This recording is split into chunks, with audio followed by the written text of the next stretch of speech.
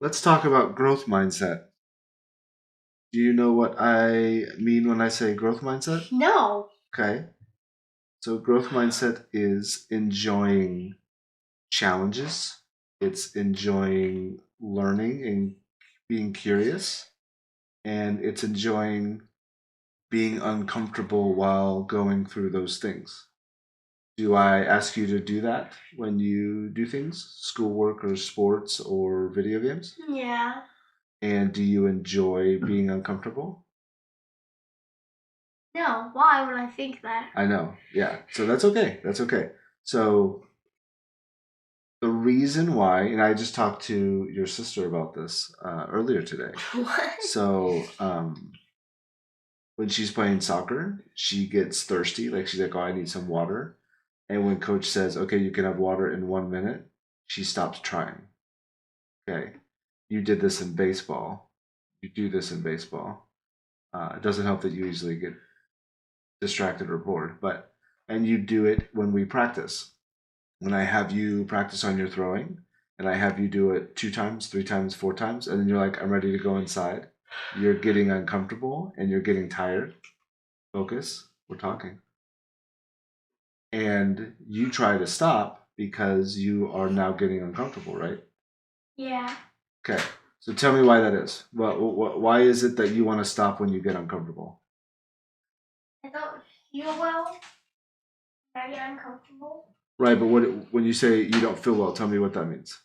How do you not It feel doesn't well? feel right. What doesn't feel right? It just doesn't feel right. That's it. No, but try to explain it. It's okay. Try to explain what doesn't feel right. Think about it for a second and try to describe it. Like when it happens, it's like I just feel really weird. Okay. And do you know what that is? No. That's you forcing your body to do something it's not used to doing. Okay? So you get how if I don't know how to do something with my body today, let's talk about throwing. I'm trying to get you to throw the your arm a little higher. I want your elbow a little higher, and I want you to release the ball a little higher. You're not used to doing that. So if you are going to force your body to do something new, it's going to get uncomfortable, right? It's the same with learning with your brain. If you're trying to learn math, let's talk about algebra that you're going to start learning by the time you get through middle school. You don't know what if I said x plus 2 equals 4. What is x? Think about it. X plus 2 equals 4. It means times. No, x plus 2 equals 4. No, normally an x means, yeah, this is where algebra gets confusing. No, hold on. Think about what I'm saying. X plus 2 equals 4. What is x? What number plus 2 equals 4? 2. X is 2 in that equation. Let's try another one. Come here. No. See, this is what I mean. You're learning. Hold on. Nope. That's algebra. No. X plus 3 equals 6. X plus 3 equals 3. Correct. So you're solving for x. That's algebra. Okay. I really want to go. That's fine. I know you do because you're getting uncomfortable. Let me go then. Mm-hmm. Let me go. Hey, you wanted to be a part of this? You wanted to talk in the background? I did not. Yeah, you kept talking in the background. Okay, bye. Oh, okay. Bye, Dad. All right, good. We learned W. Hey.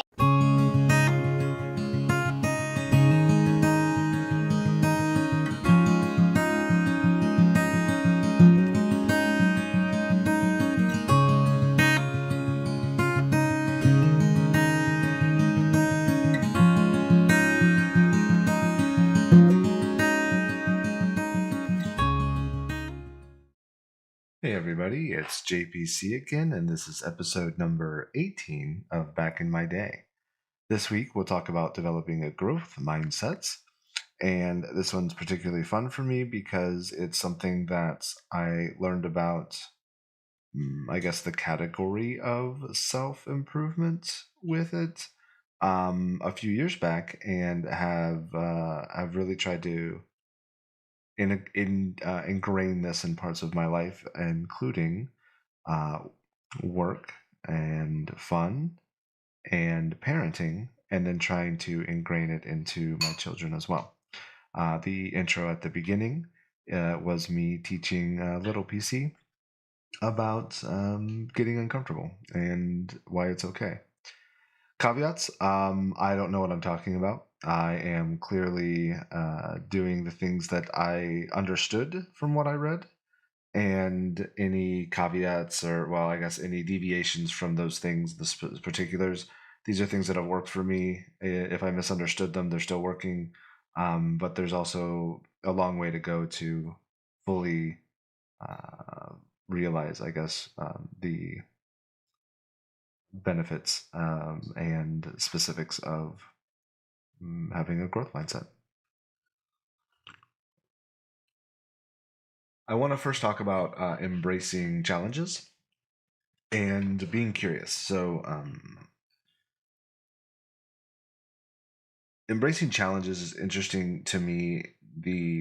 If I enjoy what I'm doing, I'm okay to be challenged by it.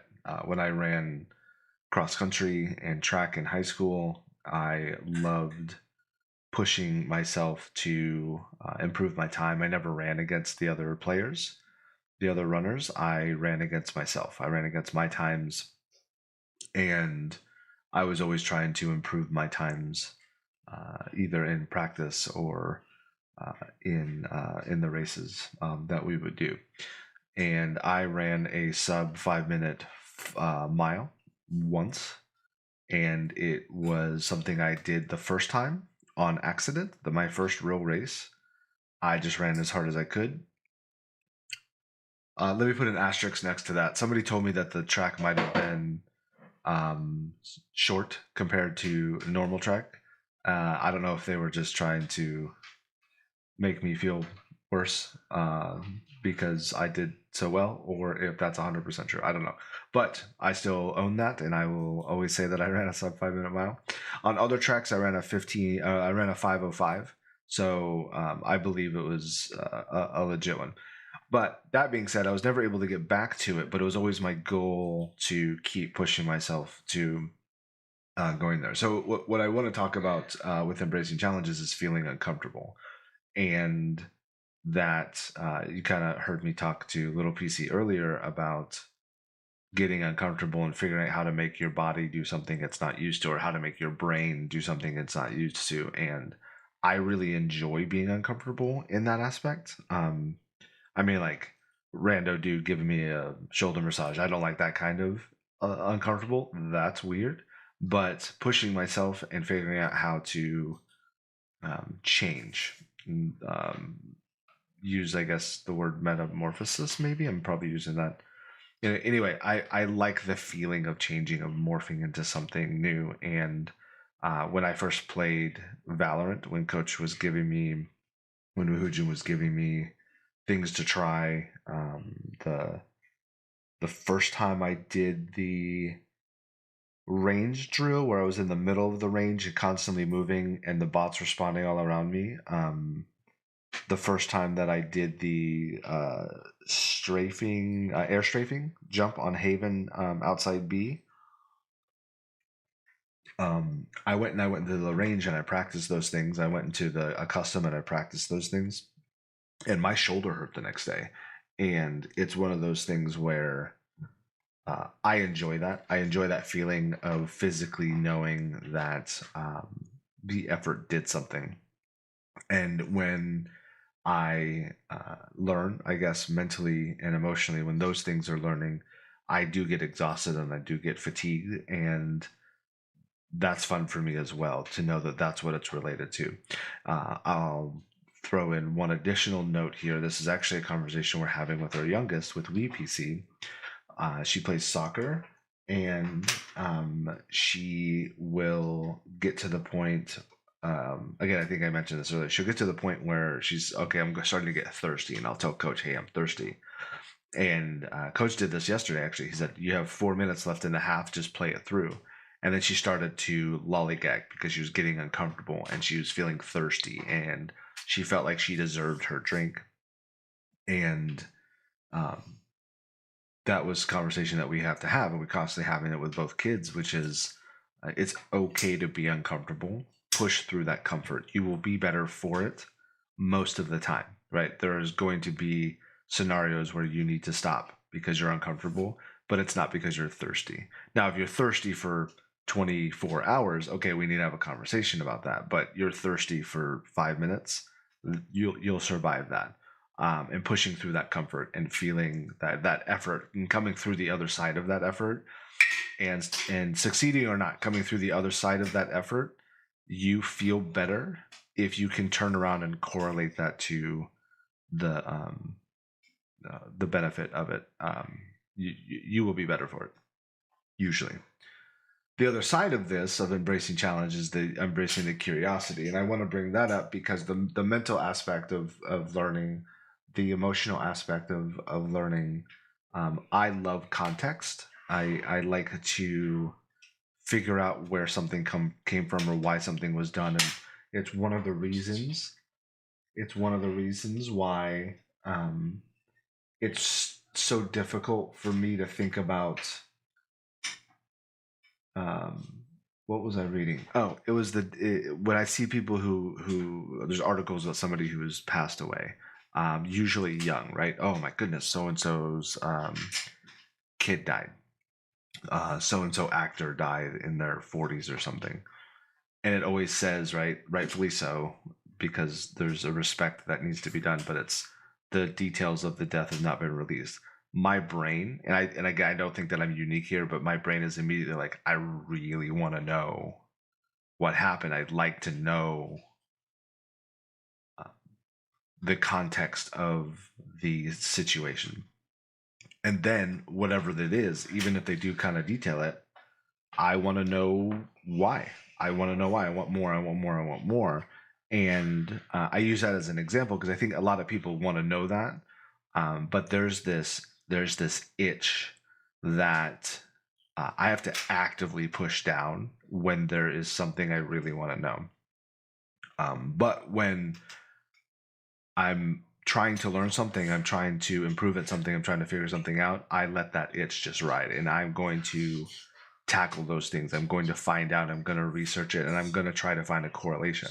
I'm going to talk about something in a little bit called thinking like a scientist, which applies here, but I want to take an educated guess at what's happening in my development, and I want to essentially use that as a impetus to continue to develop it and to grow.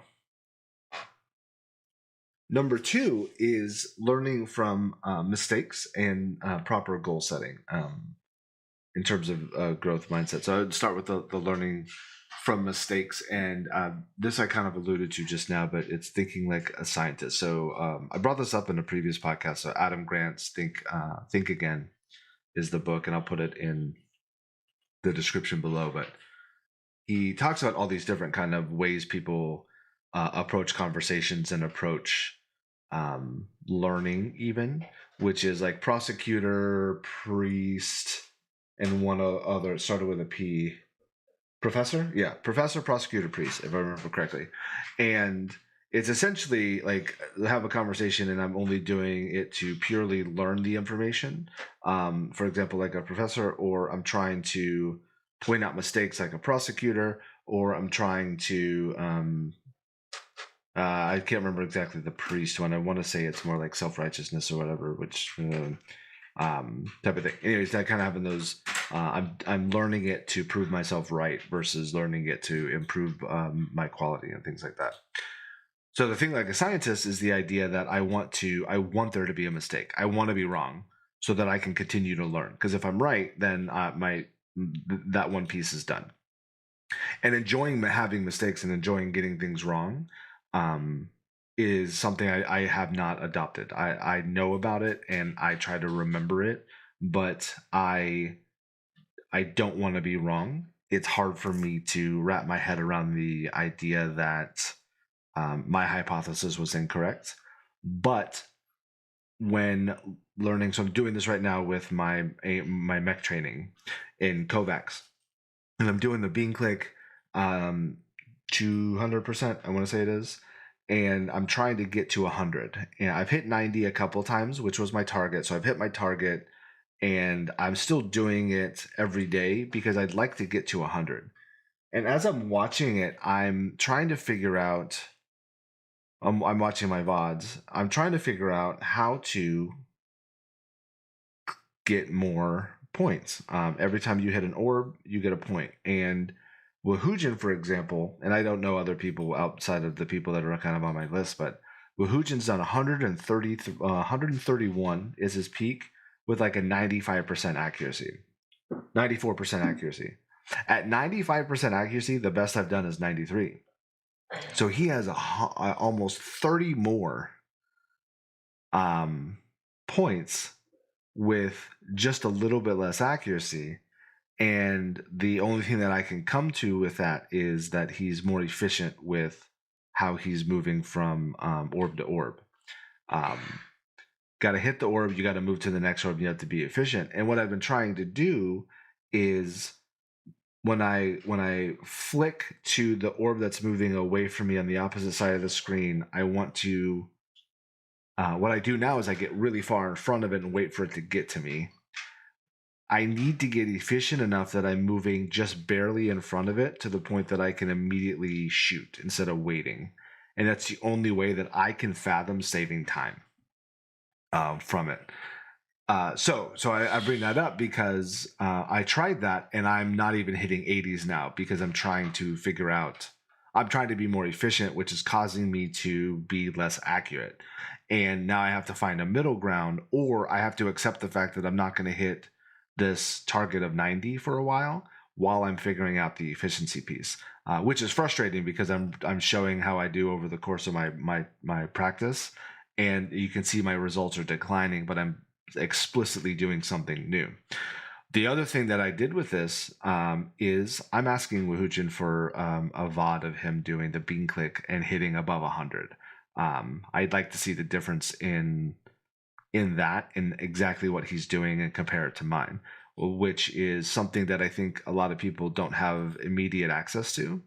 So that gets a little bit difficult, but there are people in every community that can do the bean click and can do the thing you're trying to do, and you can ask them to show you a view. But I'm going to now go do additional research to figure out how to do this Kovacs training that has very little to do with Valorant, but I do want to improve it. And I want to get better at those things, and I have a hypothesis and I'm trying it out.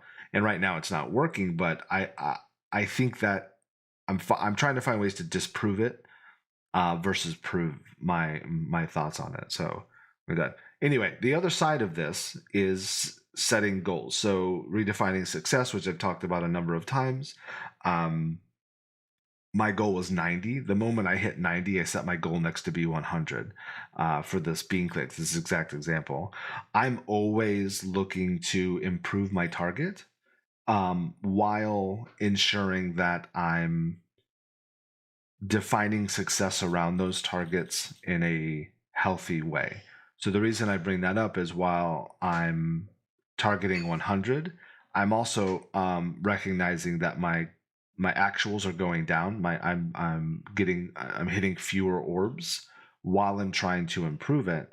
So I'm having a hard time with this right now.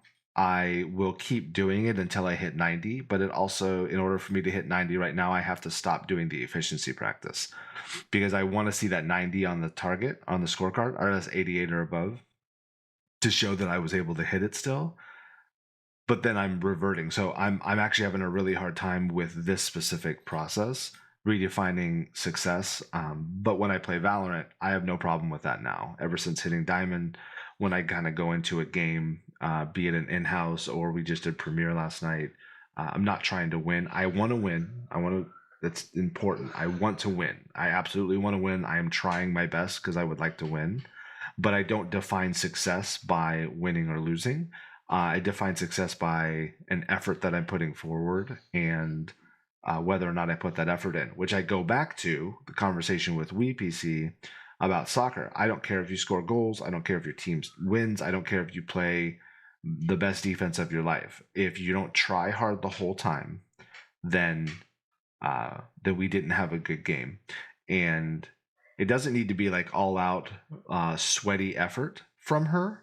What I want is when there's an opportunity to attack the ball, you attack the ball. When there's an opportunity to um, move back to the field and back down the field and play defense, that you're running back to play defense and help your team out, play for your team.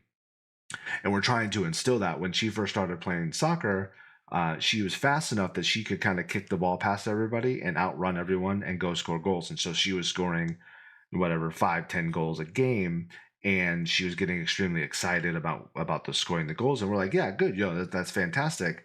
And we were defining success by um, scoring the goals, right? And I wouldn't say we weren't telling her that early on that she needed to score goals, but she was getting excited about it, so we were getting excited about it with her.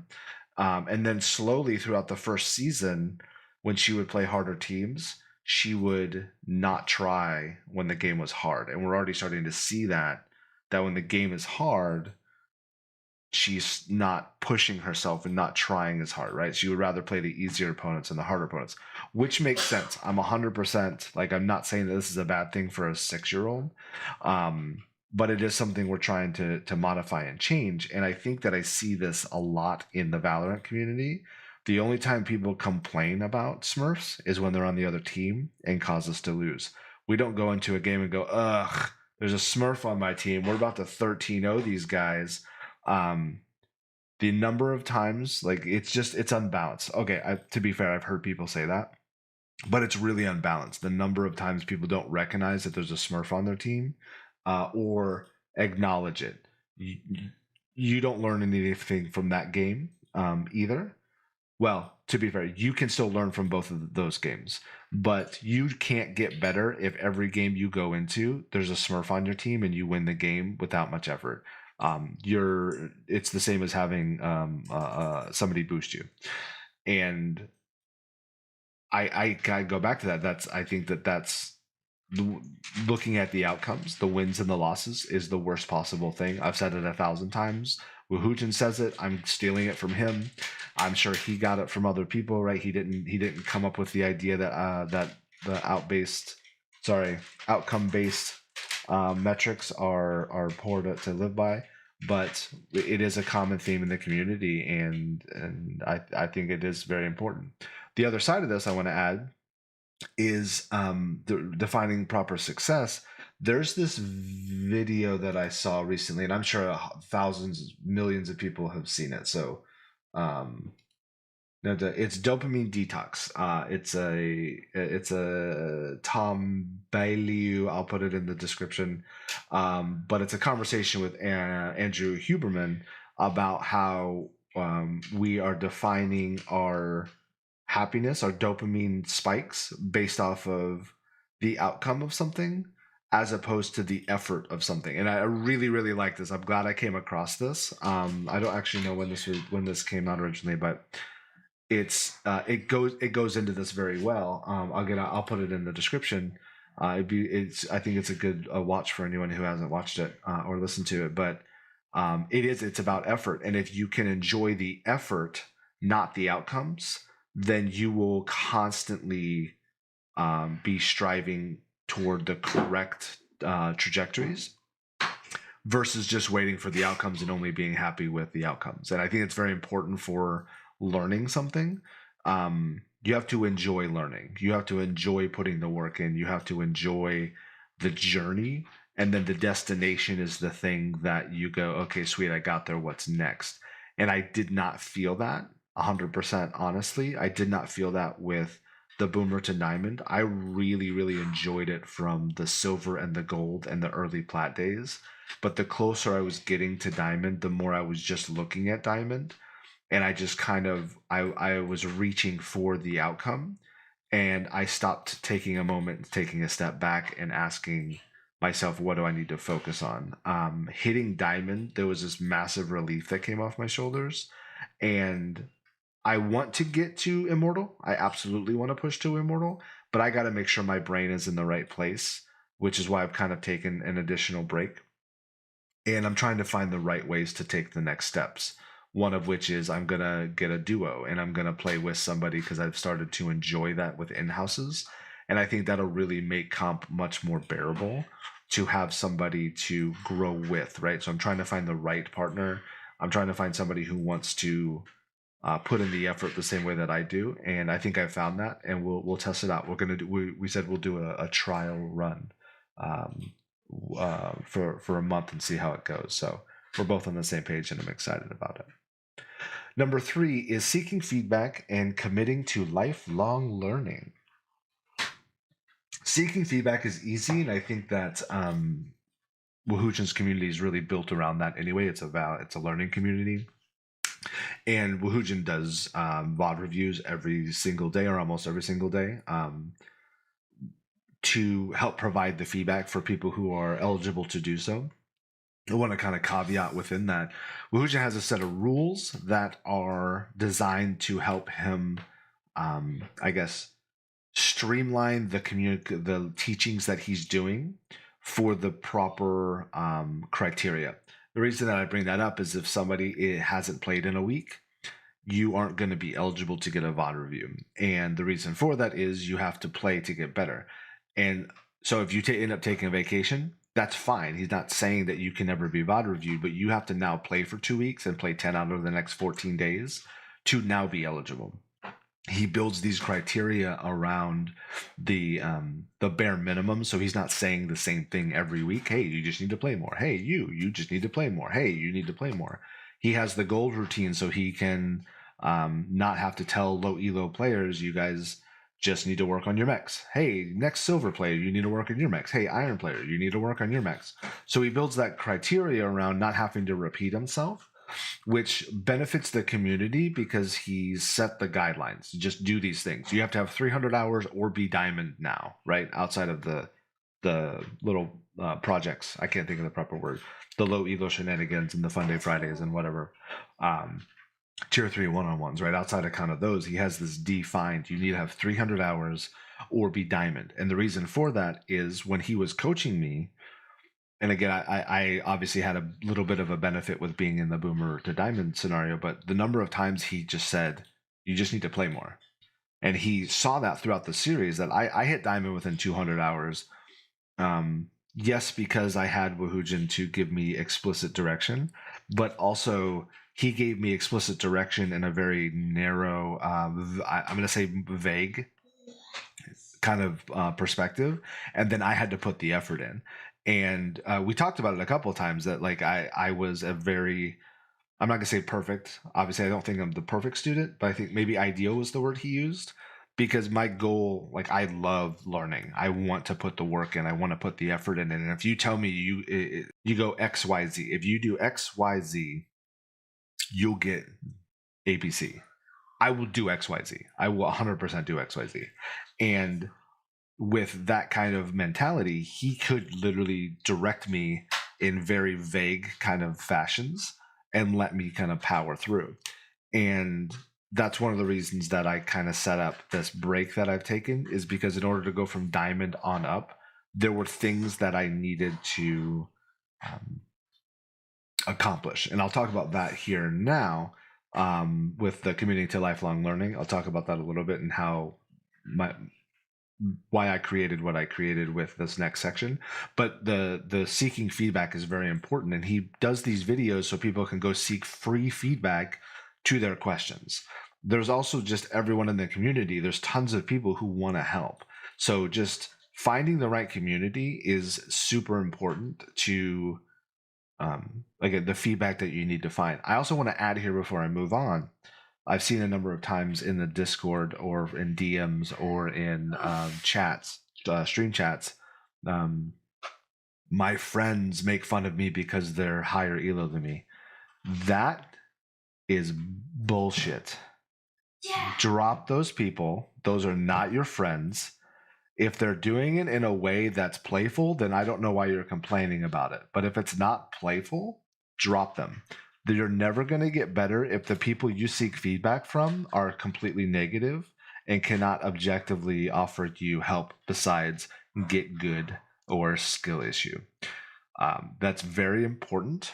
you need to understand that that is the only way to improve. Now, if you don't care, if you want your friends more than you want to get better at Valorant, sweet. Then shut up. I don't want to hear about it anymore. What's up, buddy? You keep saying bad words. Am I saying bad words? Yes. Oh, well, shit. Can you stop saying? Okay. I still don't want to say it right now. All right, deal. All right, don't say it. Okay, so the last thing is committing to lifelong learning. So I want to talk about. I keep saying it. I do it. I want to do X, Y, Z. What I've done is I recognize, and a lot of this is critical thinking. And I don't remember who said it. There was somebody I was talking to, and I was like, I didn't have a problem with that. And somebody else would bring something else, and I'll be like, no, I didn't have a problem with that. And somebody kind of pointed out, well, like you're old as balls, so you had a different upbringing than a lot of people these days. The instant feedback of the internet and the instant kind of there's a word for it. I'm not saying it correctly, but I can type something in and I get the answer back. I didn't grow up with that, so I had to go seek things out, and I had to apply critical thinking to every single aspect of my life because I didn't have a human Google that I could just get answers from. That's very narrow. That's a very myopic way of me of saying that. So just I'm not trying to be extremely negative in that aspect, but I think that that's super important that you find ways to take a moment and look for an answer versus just ask for an answer. Solve the problem yourself. Seek the answer to the problem yourself. Come up with a potential solution, come up with an idea, come up with a hypothesis, and then research that. And sometimes that just takes you, again, VOD review. And I think that the more that I see people in the Discord talk about how they did, I don't want to VOD review my own VODs, I'll have Wahujin do it. You're never going to grow if you can't get the information yourself first and then ask somebody, hey, this is my hypothesis, does this make sense, do you have any feedback on that? That's the way to seek information. Look first, try to solve, come up with a solution, and then try the solution, but also ask, hey, do you have an opinion on this solution from somebody who may know better? The fact that you put in the effort, oh man, look at that, effort is coming up once again. Put the work in, try to solve it, and then ask people to help you with your solution, not with your problem. I had a boss once that always said, don't bring me problems, bring me solutions. And maybe those are the type of things that have helped me kind of mold my way through my 30s and 40s. Don't look for problems, look for solutions, and then ask for feedback on your solutions, not on your problems. Okay, before I end this, when I talk about the lifelong learning, so what I've done for the next phase, I knew that I wasn't going to be able to learn cipher prep while playing comp. I was going to need to dedicate time to learning my cipher prep and learning chamber prep and then practice that prep. And when I took my vacation, when I took my additional break beyond my vacation, I was trying to figure out ways to develop that and how do I give myself more time. There's a couple things that I'm doing, and I'm kind of ending this with how I'm trying to solve my time problem and the solution I came up with and the solution I'm trying. So there's a couple of things. I tend to start playing games at 8:30 p.m. my time, and I stream those. What that stream turns into is me playing past midnight often. When I play past midnight, I don't wake up before 7, but I almost always wake up before 8. So I have this window 7 to 8 that I'm waking up, and even on weekends. So if I'm going to bed at 1, for example, then I'm at minimum getting 6 hours of sleep and maximum getting 7 hours of sleep. I'm probably getting much less than 6 hours of sleep when this is happening. And because I can't immediately go to sleep, I'm trying to wind down. Anything that I didn't do before getting ready for bed or whatever, any nighttime routine, isn't accomplishing. So I'm getting less than 6 hours of sleep every night when this is happening. So the first thing I need to do is fix my sleep schedule, and I'm in the process of doing this. I've tried to do this before. I was able to do it for a short period, but then it just doesn't stick, right? So figuring out how to do something that's going to make things stick is going to be the trick. Um, what this is going to turn into is me just shutting things down as soon as I'm done. So 11 or 11:30, and then trying to get to bed.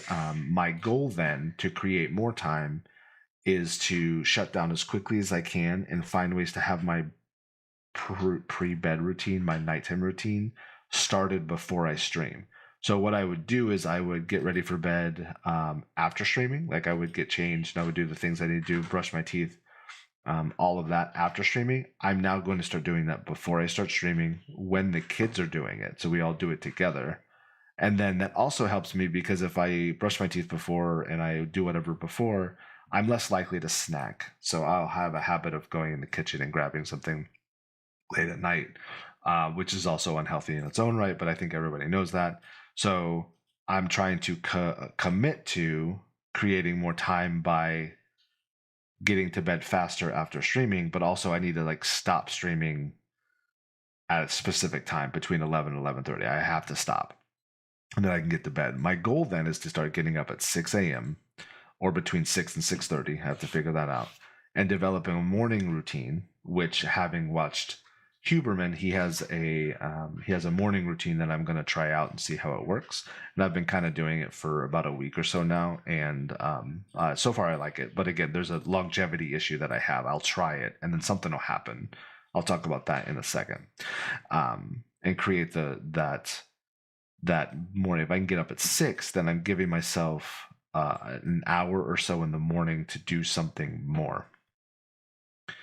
Okay, so I'm talking about my daily and kind of how I'm creating more time daily. But in order for me to create time weekly to learn, specifically related to Valorant and improving to Immortal, I shifted. I was playing 2 games a night every night. I'm going to shift that so that I'm only playing comp on specific days: Thursday, Friday, Saturday, and maybe adding Sunday once my D&D campaign is done.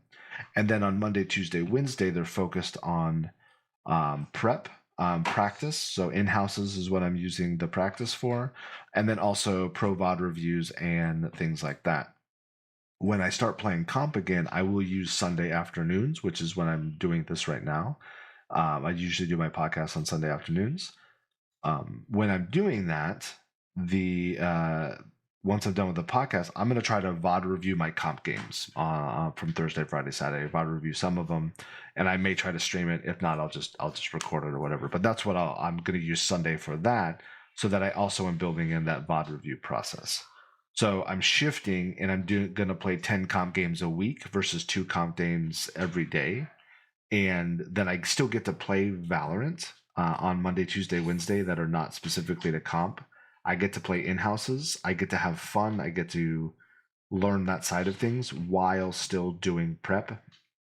And arguably, I've created some time to, let's call it an ecosystem of learning Valorant so that I can then apply it. And what has happened while playing in houses, which I've kind of done when I can instead of comp recently, is I feel much more confident on both Cypher and Chamber on all maps because I've gotten to take those reps without having to play comp. And I'm curious how that's going to translate whenever me and my duo start playing. So do that. So I kind of using this as an example of committing to lifelong learning. These are things that I do all the time. I want to do X. I don't have time for X. How do I create time for X? I have a family, I have kids, I have work. So I have 3 things that are required of my time that I do not get to displace for fun or pleasure or any of those things. I would be a terrible human being if I deprioritized any of those 3 things for pleasure. That being said, outside of that window, outside of those windows, I can choose to do what I want with my time, give or take things like, oh, like I have to have my car inspected here coming up soon and get my renewal done. Right, I have to find those little pockets of things that are obligations that I'll prioritize. So I've actually like nerded out with my calendar and started listing out places where I want to do X, Y, or Z. And one of the reasons I want to create the morning situation, the 6 a.m., is because right now, Monday through Friday, I wake up and I go to work immediately. And there's this pocket of time before work where I could technically start doing something. I could technically be more productive if I went to bed at a proper time. And the reason that I bring that up is if I play past midnight, all I'm doing is playing. And there's no way from 8:30 to 1:30 that all of that time is absolutely productive and beneficial to some kind of improvement. It is I'm in a arguably a vegetative state, just kind of droning through video games. So I know I can carve that time out, put it in the morning, and actually be productive with it and power through additional things. I've started to create another blog that is more personal stuff, like the stories that I tell at the beginning of some of these podcasts, where I'm trying to write more stories. That's a want of mine. And by carving out time here and there, I've created little pockets where I can just sit down and write. And it's allowed me to continue to grow and to continue to develop myself and find that. So having the right environment is going to help you commit to learning and from the longevity of things. All right, I'll digress there. That's done. I'm done talking about it. I want to talk about this a little bit more because I really feel like I've been energized by doing this. Now I just need to do it. But we'll stop. We'll stop there. I'll do a recap real quick. Embracing challenges and curiosity. I think that the big takeaway here is you have to enjoy the challenge. You have to enjoy being uncomfortable. You have to find ways to make yourself uncomfortable and get curious about what to do and what you can do next and how you can keep growing. I think curiosity and effort go a long way in terms of pushing yourself through growth. Learning from mistakes and setting goals. I think that if you enjoy the uncomfort and enjoy the curiosity, I think you have to also figure out how to enjoy making mistakes and not consider them failures. I think setting up, redefining success around allowing yourself to make mistakes and allowing yourself to fail, because you can't grow if you don't fail, right? Nobody ever did something right the first time every single time in their life. You have to know that doing something incorrectly or inefficiently or without proper knowledge is going to always be beneficial. So enjoy making mistakes. Think like a scientist. Try to find the next hypothesis. Does this hypothesis make sense? No. Sweet. What don't I know? And how can I learn from it?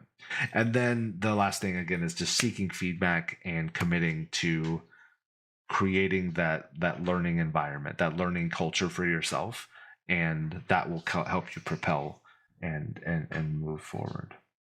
All right, that's it for this week. I appreciate everybody hanging out. This one's kind of a long one. Next week, we will do teamwork. I kind of want to talk about, and I have a little bit of a story that's a little bit of a, I don't know. We'll figure that out. We'll figure that out. But teamwork. All right. Thank you all for hanging out. I really appreciate it. Good luck in your games, and we'll see you next week.